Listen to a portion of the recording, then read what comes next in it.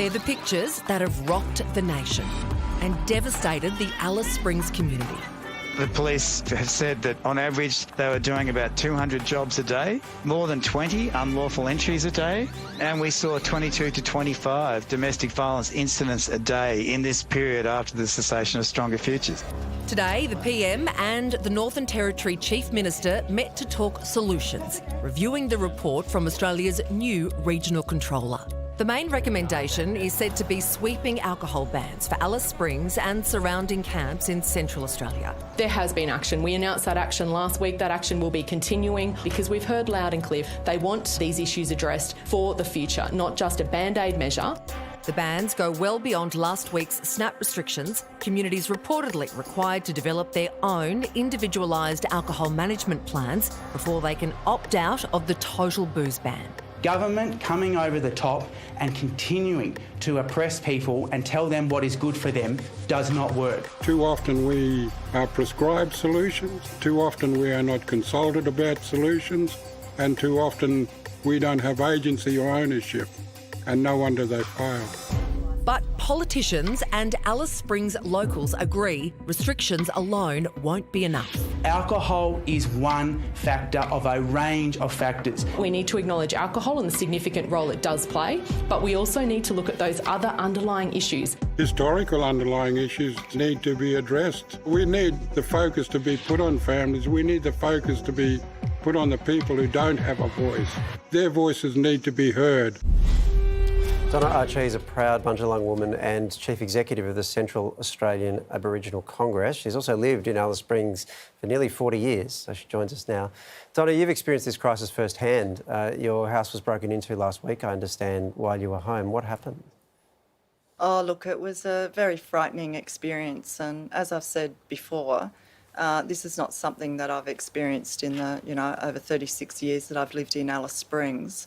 And it was basically an incident where two intoxicated men smashed the kitchen window to the extent where it was just, open and bare and demanding alcohol. Donna, you've said that if things don't improve, you're going to pack up and leave, which is, quite a big statement after 40 years. Would you feel safer if the alcohol ban was reintroduced?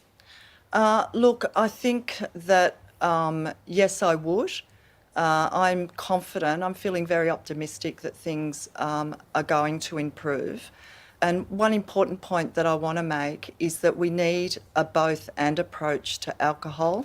So we need both alcohol restrictions to address the current alcohol-fuelled violence, but we also need to address the underlying drivers of destructive drinking. What do you mean when you talk about those underlying causes? Well, I mean things like intergenerational trauma, poverty, the issue around education, poor education outcomes, overcrowding, so we need to see more investment in housing, as well as issues around, racial discrimination. So in terms of, when we look at the debate that's going on at the moment about the voice and the need to have Aboriginal people sitting at the table and their voices being heard, we think going forward here in the Northern Territory that there needs to be an arrangement with the Commonwealth, the Northern Territory Government and the Aboriginal community-controlled leadership sitting together and actually addressing the much-needed investment into these areas that I mentioned, including early childhood. Have you noticed any improvement since those temporary measures were introduced? Yes, what's very pleasing here is that the early signs of improvements since these emergency restrictions were put in place is that incidents needing police fell by almost half, from around 200 to 120 a day. We've seen domestic violence incidents fall from around 25 to less than 10 a day. We've also seen a significant drop in break-ins, and we've also seen a reduction in the number of alcohol-related presentations to the Alice Springs Emergency Department. Despite that, it's still been divisive, the reaction from the broader community in regards to the idea of reintroducing this ban. What have you noticed about the community? What are you hearing about how they feel? Oh, look, I think there is obviously mixed feelings about the issue of alcohol restrictions for various reasons. But at the end of the day, I think that we will see Alice Springs return to what it was before we ended up in this crisis. You know, thankfully, with those immediate restrictions that have been put in place, we've been able to get on top of some of those, those awful sort of statistics. So it's looking good.